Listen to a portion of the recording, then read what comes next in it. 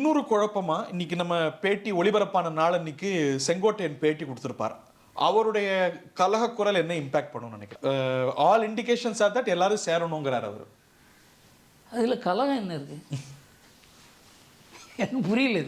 எல்லாருமே ஒன்றா வரணும் அப்படின்னு அதை கலகம்னு எப்படி சொல்கிறீங்க? தலைமை சொன்னால் அது கருத்து, அதை மீறி சொன்னால் அது கலகம் தானே. எப்படி கலகம் சொல்கிறீங்க? அதை அவர் என்ன எடப்பாடிக்கு எதிராக ஏதாவது ஸ்டேட்மெண்ட் கொடுத்துருக்காரா? நீங்கள் தலைவராக இருக்கக்கூடாதுன்னு சொல்லியிருக்காரா? அவர் வேண்டாத ஆட்கள்லாம் சேருன்னா அது கரெக்டு, அது தனி.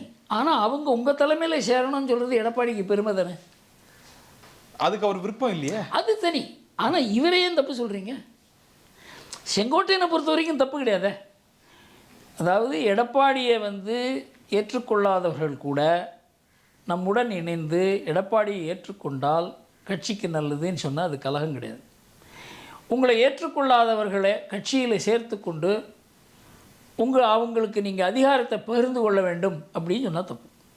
அதை கலகம்னு சொல்லலாம். அது மாதிரிலாம் ஒன்றும் சொன்ன மாதிரி எனக்கு தோணலை. எடப்பாடி தலைமையை ஏற்றுக்கிட்டு மற்றவங்களும் உள்ளே வரணும் அப்படின்னு கேட்டால் அது ஒரு கன்ஸ்ட்ரக்டிவ் கருத்து. கட்சியை வலுப்படுத்துவதற்கு தானே கொடுக்குறாரு.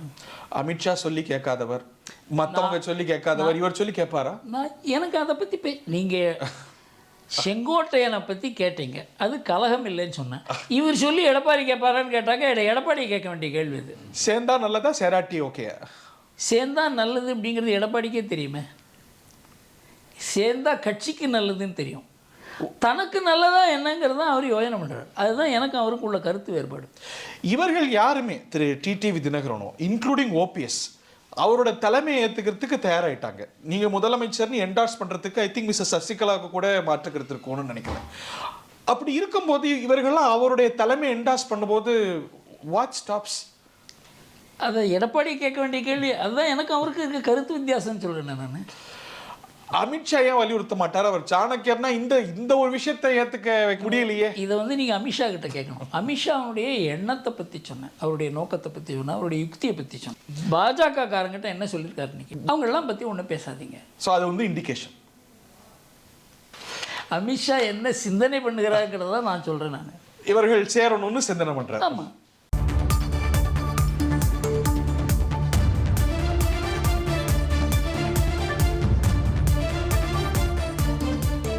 கூட்டணியில இன்னொரு குழப்பமா இன்னைக்கு நம்ம பேட்டி ஒளிபரப்பான நாள் அன்னைக்கு செங்கோட்டையன் பேட்டி கொடுத்திருப்பார். அவருடைய கலக குரல் என்ன இம்பாக்ட் பண்ணும்னு நினைக்கிறேன். ஆல் இண்டிகேஷன்ஸ் ஆர் தட் எல்லாரும் சேரணுங்கிறார் அவர். அதில் கலகம் என்ன இருக்கு? எனக்கு புரியல. எல்லாருமே ஒன்றா வரணும் அப்படின்னு அதை கலகம்னு எப்படி சொல்கிறீங்க? தலைமை சொன்னால் அது கருத்து, அதை மீறி சொன்னால் அது கலகம் தானே. எப்படி கலகம் சொல்கிறீங்க? அதை அவர் என்ன எடப்பாடிக்கு எதிராக ஏதாவது ஸ்டேட்மெண்ட் கொடுத்துருக்காரா? நீங்கள் தலைவராக இருக்கக்கூடாதுன்னு சொல்லியிருக்காரா? அவர் வேண்டாத ஆட்கள்லாம் சேருன்னா அது கரெக்டு, அது தனி. ஆனால் அவங்க உங்கள் தலைமையில் சேரணும்னு சொல்கிறது எடப்பாடிக்கு பெருமை தானே. அதுக்கு அவர் விருப்பம் இல்லையே, அது தனி. ஆனால் இவரையும் தப்பு சொல்கிறீங்க. செங்கோட்டையனை பொறுத்த வரைக்கும் தப்பு கிடையாதே.